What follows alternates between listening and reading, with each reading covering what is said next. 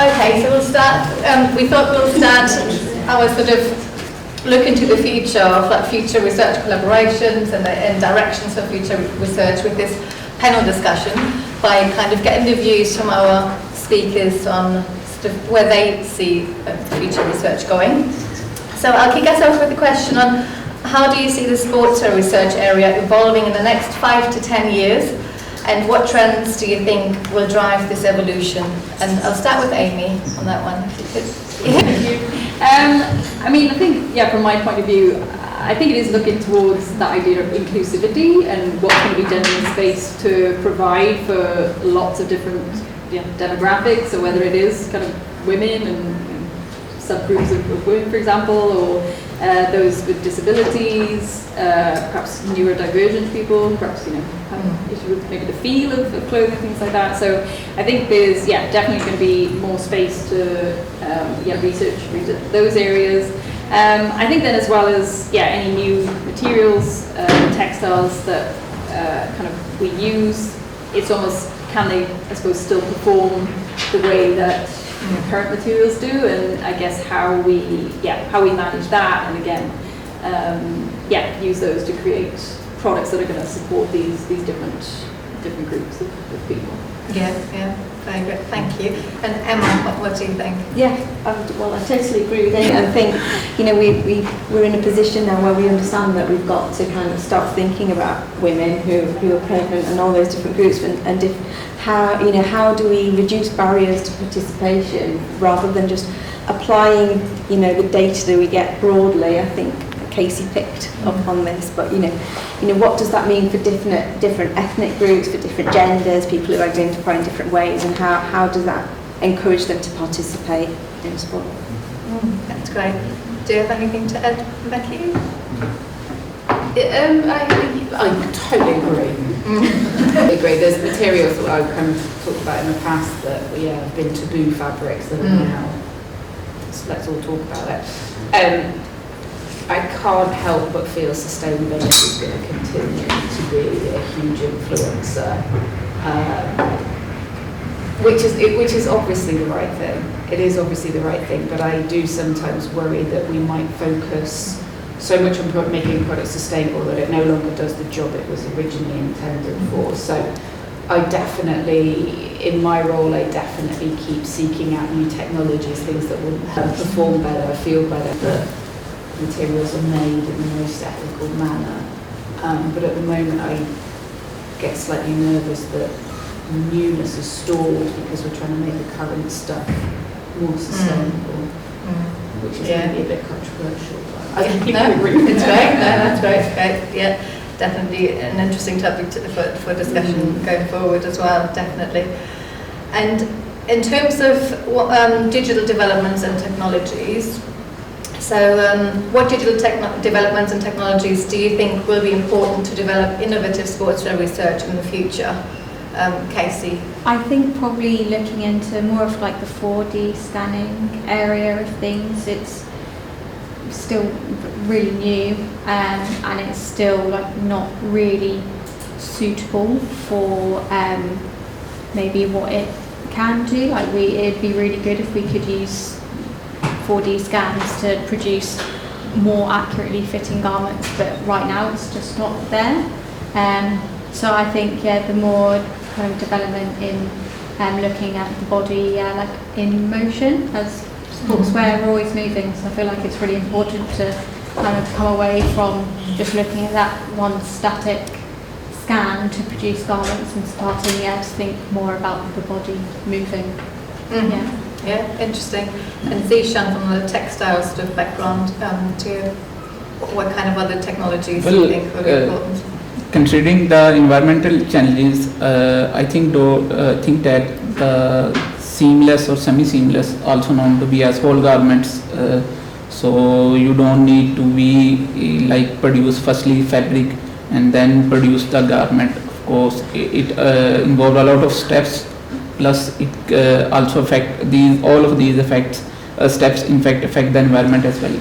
So in future, I think it will going to have a lot of potential that you have your raw material and you produce directly your whole garment from a machine, specifically the knitting machines which are claimed to have like this. So I think so these machines in future going to have a lot of potential. Okay, yeah, great. And yeah, some of you have touched on some sort of challenges going forward in research as well, but if I could just ask you, I'll start with Emma on this one. So in your opinion, what is the biggest challenge in sportswear research at the moment? Okay, so I think this is a bit of a double-edged sword because I think it's a challenge Yeah. and it's Barry as well, but Yeah. it's to do with sustainability and the fact that we already know that we're not meeting our climate commitments as we go towards the kind of the net zero targets. I think the legislation for sportswear companies is just going to ramp up as we go, and like I go to kind of sportswear fairs and I can see that we're all kind of going down the same route as business as usual, but we're just going to use sustainable materials. And I think the challenge is to kind of really use design disruptively to kind of challenge brands and manufacturers and designers and consumers to kind of to look at product in a different way. So kind of challenge how we consume products, what those products look like, how we produce them, not just kind of say we're just going to do exactly the same as usual but use kind of very clever recycled fabrics. Thanks. And Amy, what do you think is the biggest challenge? I think it's probably some of the data that we can collect, like how we turn that into insightful knowledge for perhaps the design and engineering of the sportswear. I think, we're probably very good at capturing the data, but it's just that interpretation and, maybe it is turned into AI techniques or, alternative analysis so we can get some, really key insights that could drive that innovation. And Casey, do you have anything to add? From my personal experience, is actually recruiting participants. I think that's probably a big challenge that probably most people face when they go and try and do some research. Like for me, like getting access to athletes, it's really hard. So I think, that could really be a big challenge, like for anyone starting their research going forward. Yeah, thanks, Casey. And Zishan? Well, I think in regard of sports engineer people, they are not the people who actually produce the product. So I think so the biggest challenge in future days as the technology is developing and might be there will be a gap the people who actually think they want what they want to do and the people who are actually they are doing. They have their own limitation and because of the for example the currently machine they are very complex. And I think so there could be one limitation in a sense of innovation that the people who produce the actual product who they stay always at that place. So might be they didn't think like an innovation mind. Okay, thank you. Some very fascinating insights there. So I just thought I'd kick us off with these 3 questions, but now it's over to you. Does anyone have any questions to ask the panel? I mean, I have loads more questions, but, so I could keep going, but I wanted to give you a chance as well to ask our experts some questions. Okay, George, Let's make it a bit of a challenging one. So in lots of places people are working on smart clothing and smart sensors, and whatever I've seen over the years, and I've seen the first ones 20 years ago, I'm really disappointed with what they can do. It's a technological push, and very often people don't know what to do with it in terms of interpretation. And so, for the panel, have they seen similar things as I have, or have they seen really promising innovations in smart clothing? I agree. It's something that's always going to be the next big thing, and then it isn't. And then for me, smart clothing is a little bit just because we can do something doesn't mean that we should. Coming back to sustainability and the consumption of product, that's the volume of stuff we have. So I haven't yet been wowed by anything from a smart material point of view. I feel like a lot of the stuff that's invented is so niche that I don't know, and then people are buying it for the fad of it, and so I've not been wooed yet. Yeah, I was just going to add to that. I agree that I don't know whether just because we can, we should. Yeah. And I feel like as a commercial product, I don't know whether it's, not catching on. I feel like you see things more used by like athletes, for example, like the stats sports bras that the football players wear underneath to capture information about lots of different things when they're playing. I feel like it might be really useful for that kind of application, but I don't know how well it transfers into like a commercial market, and I haven't seen anything that's really interesting. Steve? If I just broaden that discussion area, we talk about smart materials and smart clothing. It often focuses on sort of external transducers and things like that, detecting and measuring stuff. It doesn't always focus on the material itself being smart. So you have a fabric itself that is intrinsically smart, responsive, 4D again, so it can change its own shape, or could then affect the weave or the knit structure, which then can give you more or less compression when needed, things like that. So there's been some early stuff around that, so like electrical rheological fibres or responding to thermal stimulus, so you can change shape and so on. So anything where the fabric itself is smart rather than relying on battery pack and some electronic stuff is potential. And probably if that can be made from sustainable materials, which it can, then it's possible to take it further. But like Joe said, it tends to be a technology push rather than consumer pull. Yeah. I think it's interesting as well, like who's it aimed at? Because if it's aimed at the masses, you've got to make it washable, you've got to make it price sensitive, you've got to make it durable, you've got to make it in every colour. So it's almost like what the material can do, and then what you've got to almost water it down in order for it to be able to do all of those things that we demand as consumers now. It's akin somewhat to like the sharks and to the speed you talk about, where you've had to make it commercial, it's the regulation. Yeah. But then, a bit like Formula One and trickle down, so you can develop these things for highly functional applications, and price will eventually come down, will trickle down to sort of consumer use. Yeah. So the fabric structure or fabric design, does it make any difference in sportswear? Yes. And what do you think about the graphene future in sportswear? Well, as a Mancunian, I love it. It's starting to make an appearance. It's slightly similar to smart textiles. I've yet to be wowed by it, because where I've seen it, it's been quite gimmicky. But not sure yet on that one. Reserve judgment on graphene. I would like to add in it. So smart means we perceive sometimes that might be some electronics involved, and the reason why electronic in textile doesn't appealing at the moment so much is the reason that our textile is something considered to be bad conductor. So for conductivity of electricity, for example, graphene coating or things like this have a lot of potential, and since the development of the graphene, there is a lot of potential in this sense, like we can coat our textile, even the cotton, with graphene, and then we can produce some structures or maybe some circuit, things like this.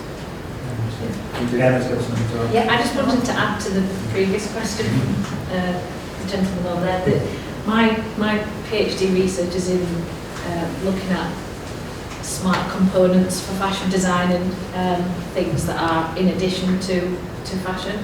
And in my kind of scoping out the research of what exists there's just so many things that people develop, and it doesn't make it past it doesn't make it into usable things and commercial things. There's just a lot of things, look what we can do, but they've not then gone on to do anything with it. And I'm looking at 4D printing, using that with fashion as a component, and hopefully I've figured out a way to use this. I'm in my last 6 months of PhD. But yeah, the majority of things that I've scanned over the last 6 years of doing my part-time PhD, people tend to, they're coming up with lots of ideas in papers as this is what we can do, this is what we can do, but then it doesn't make it onto a garment, it doesn't make it into something else. There's 4D things moving about, and hands and clasps and things bending, but what have people then gone on to do with that? And I think there's a lot of development, and I'm hoping it's you keep thinking, oh, it's going to come, when is someone going to do it? And it will come, but I think it just takes a lot longer than when someone first says 20, 15 years ago, 3D fashion's going to be everywhere, and it's taken 20 years and it's still not everywhere. So I think there's always an excitement around new technologies, but I think the time scale's a lot longer than people first imagine, isn't it? Yeah, I just wanted to add that too. Yeah, thank you. Thanks, Emma. Richard? Yeah, so apart from recruitment, which established brands can help with, what else could brands do to help industry do to help? And, you know, Rebecca, I was talking before, and my questions was in Speedo's interest to really fund her research and project, big marketing push and advantage, but how else can we provide money, provide some participation? What else could we do? I think just starting with conversation is because I think big problem when trying to even, talk to brands to understand kind of what they're doing and why they're making those decisions is really difficult, and a lot of people just don't want to speak to you, which I think is just Impolite arrogance. I didn't want to say it, but yeah, for me that just seems silly, because I think so much can come out of like that crossover between academia and the industry. Because I think academia, we do so much research that can support you, but I don't know whether the companies want to change some of the processes they might do, because they're quite happy with what they do already. But I think even just reaching out and having that conversation is probably just a really good place to start. Because I think when you start engaging with brands, it's almost you understand the whole process. I suppose when we're kind of doing research, we become very maybe narrow focused. But I think if you have that industry partner, it's almost okay. Right, I can see all your the commitments that you're working to as well, and how does this research fit in? And I think then you can change potential research directions based off what brands want to do. And so I think that's always really, really powerful as well. Yeah, that knowledge exchange between companies and research I think is really interesting, because it picks up on some of the things Emma said about it stays in research, and we need that kind of application to kind of drive things forwards. I think from the other side of the fence though, like seeing it like I listened to a webinar the other day on next gen materials, and it was startup companies, and they were like, they were appreciative of the fact that they were asking brands to take a gamble on them. It's like you're asking for money and participation from the brands before anything's been proven. So it's that you've got to kind of, I don't know, it's a real balance. There were these kind of more sustainable kind of biomaterials guys were saying that they, had to present all the evidence to the brands, and then they need the money from the brands to make it a reality. And it's such a gamble. It's a tricky balance. Yeah. One of the most successful examples I've found is when researchers or businesses that also have a researcher in it are getting patents. They're putting patents in for these designs, and Nike certainly in America is the number one company putting in the most amount of patents for their innovations that they're doing. Kind of Adidas is behind them, but in my research, if you can put a patent in for something, which is really difficult as we know to copyright and patent fashion things, it has to be something functional. But I've seen with Veronica Capsale, who has a lot of research in biomimicry, she patented the thing that she came up with in her PhD through a business that she started, and sold it to Nike. And kind of there's ways of doing it, but I think I've seen it a lot of where you've got to kind of patent and protect something and then sell it on or work with someone. And that's the way my supervisor's done a similar thing with companies that work in industry, and it's kind of, that's where I see it going into industry more. Otherwise it just stays as research and like you're doing with the working with businesses and things like that, you have to either be working with a business or otherwise it just doesn't get there because businesses don't know what we're doing. You have to know that you're answering the question. Though. Yeah. This is why I've been really fortunate with the PhD that I'm starting. It's come from a brand that have asked me a question. Yeah. So I feel quite calm. I think trying to predict what question someone's trying to answer is like, again, we're just doing stuff for the sake of doing it. Yeah. Like, oh, this is interesting, but does someone need it? I've got a couple of practical things to talk about, how business can support research. It'd be remiss of me if I didn't try and tap you up some money. But there is another thing I've thought about in the past, like a researcher in residence, but some kind of an artist in residence at a company, so a researcher who's actively engaged in research, probably PhD research, could go and spend sort of 6 months embedded in a company. That would be a really good idea to try and get that crossover. That would be very direct support, probably at less cost to researchers going forward. Yeah, thanks. Yeah. I think an observation. I think there's a bit of a break in between research and actually the business who are developing products, and I think one of the main reasons is cost for innovation and innovative products and materials. You know, your big brands just want to keep the cost as low as possible, and if again it comes down to the old adage, if it's not broke, don't fix it. And if they're still selling compression products, sports products by the millions for little to, compared to what they're making, it costs them, very little. Where an innovative product's going to cost them 50% more. They're not going to want to know about it. So that's one observation about why, answering your point, why the costs, why brands are not picking up on research and so on. And just a question kind of directed at yourself, Rebecca and Zisha, with decompression research that you've done. Did you actually do the research with a particular type of material in mind, or use a particular type of material for your compression products, or how was that conducted? Like, how did you get the results? Was it with a particular type of material or not? So for me, I tested commercially available products. So I tested the materials that actually made up some of the compression products. So I tested a few different ones that are made either from polyester, nylon blends, like in different percentages with elastane. So I tested already pre-made products to kind of try and determine the characteristics that were, giving out the most pressure, and then also looking at how the garments were put together and how that was affecting the pressure application, rather than me actually saying, oh, I'm going to just look at this one fabric. Yeah.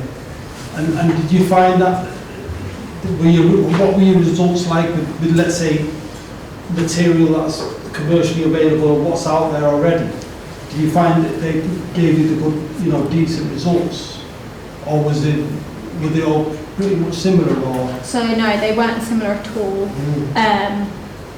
But again, because pressure delivery is affected by so many different things, it's really hard to pinpoint the one thing that might make one product apply more pressure than the other, because the fabric characteristics and the knit structure and everything can have so much effect on pressure delivery, but then also how the garment is put together.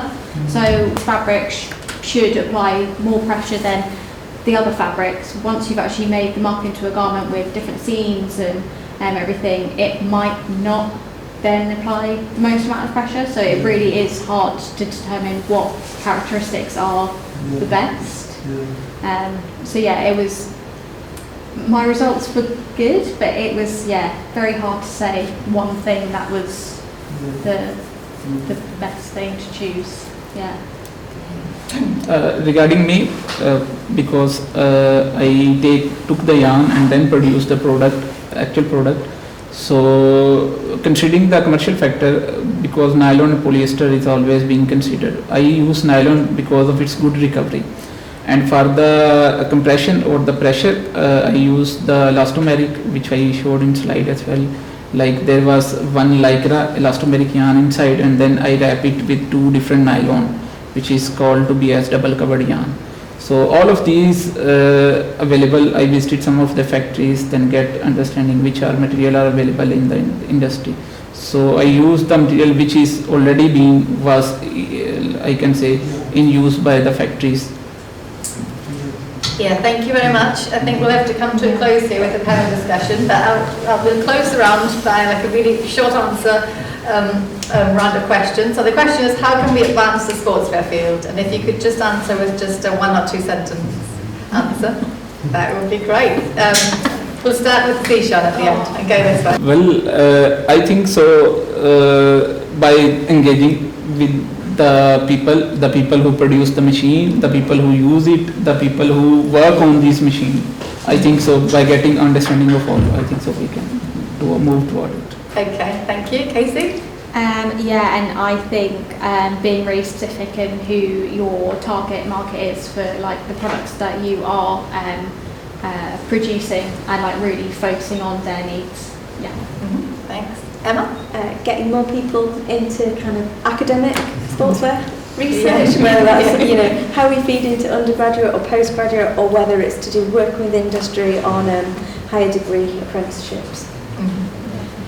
Yeah, I was going to say collaboration, maybe moving outside our own research fields, and seeing what other people are doing, like today has been really insightful for me. So, yeah, that's great. Becky? I think challenge if we really need it. Consumption's just the kind of devil in terms of sustainability at the moment, so do we really need it? Yeah, some very good points. And Amy mentioned collaboration, so that leads us on to the next. We want to thank our panellists. Thank you so much.